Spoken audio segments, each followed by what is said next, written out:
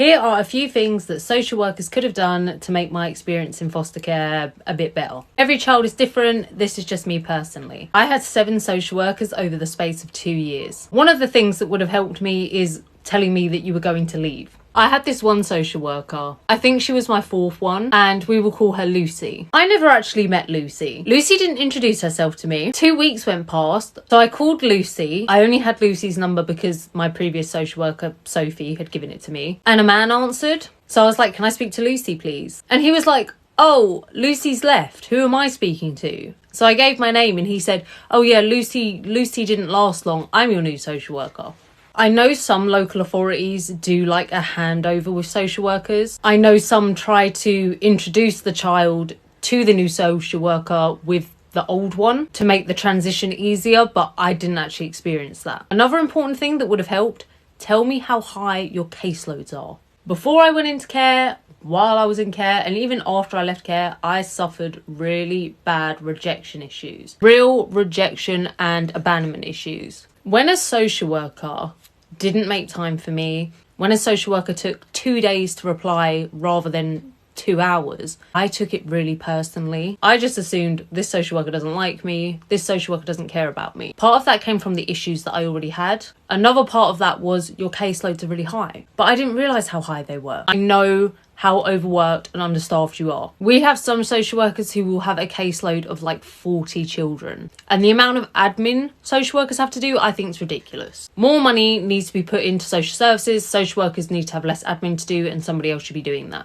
I think we can all agree on that. But as a child, I didn't know any of this. So I just assumed the social workers didn't like me. They just weren't contacting me because they didn't care. They weren't trying to get to know me because they didn't care. Rather than the reality that you have like 30 other children to deal with. I think it would have just helped me knowing that. I just wouldn't have taken it as personally. It would have made me more understanding. Because my social workers, they didn't, other than what they read in a file, they didn't really know me at all. What I would have loved from a social worker that sort of ties in with what I've just said is a social worker trying to get to know things about me that aren't in a file. Seriously, ask me what my favourite animal is. Ask me what my favourite colour is. I don't remember a social worker ever asking me anything that wasn't to do with foster care. And just once it would have been nice, you know, asking me something about my personal interests or my hobbies. Big thing that I think would have helped me, and won't necessarily help all children, but what would have helped me, knowing foster care statistics. When you're a child in care, you are less likely to go to university, and I didn't. You're less likely to do well in school. I didn't do well in school. I ended up dropping out when I was 14. You are 3 times likely to become pregnant as a teenager. That was me. And you are way more likely to be involved with the criminal justice system.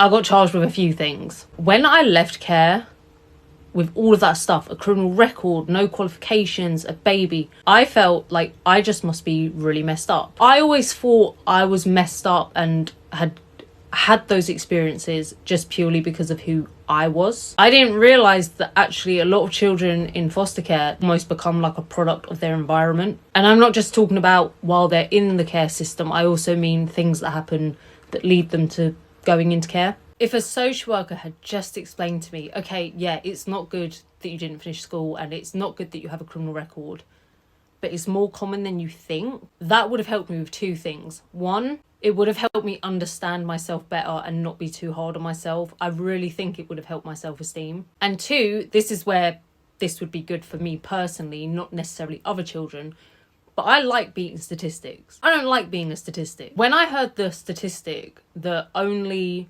half of children who have been in care will have a job by the age of 24. I heard that at 18. I was so determined to be in the half that did get a job.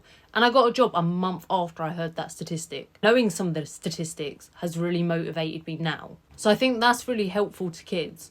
1, they have something to be, and 2, it could help them not be so hard on themselves and actually help them become more insightful, be more self-aware why they're doing what they're doing. It's not because they're bad people, it's not because they're not normal, it's because of their environment, it's because of the trauma. What also would have helped is knowing outcomes of complaints that I made. Only 2 complaints did I make officially. So I made 2 official complaints about 2 separate foster carers. I was never told the outcome of these complaints. I only found out the outcomes when I got my foster care records years later. And for me, I understand that maybe social workers don't tell children the outcomes because there needs to be that privacy. I'm not sure if that's a rule. I would have liked to have known the outcome to be shown that the investigation was taken seriously, because for both those complaints I was told, okay, we've received your complaint and we'll deal with it, and then I never heard anything about it again. One of them, now I've looked at my files, one of them wasn't dealt with properly, but one of them was. I don't know if her foster care agency actually fired her, but there was talk about it. Because the complaint I made, 2 other children had actually made. So it was taken seriously, and I wish I'd known that. It would have made me feel like, okay, social workers do care.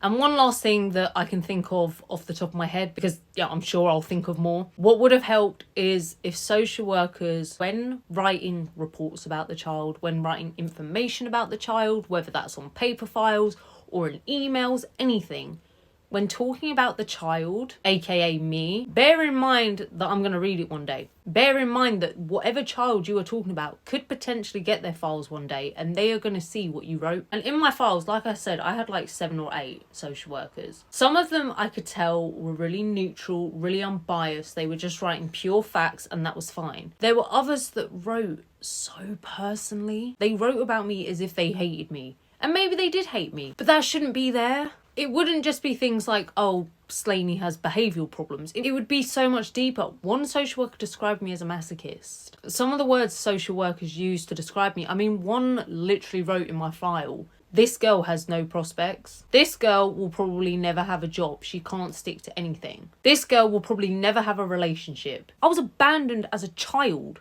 It affected me. It just felt really personal. It wasn't necessary. So please, yeah, when writing your case notes, when writing emails to other professionals, bear in mind that we might read that one day and it will hurt our feelings. Don't let your personal opinion of the child get too involved in the professional. Anyway, that's all I can think of for now. And like I said, listen, when I was in care, I hated social workers, but as I've gotten older, like I said, you guys are overworked, you're understaffed. Like, I get it. I know it's not easy being a social worker.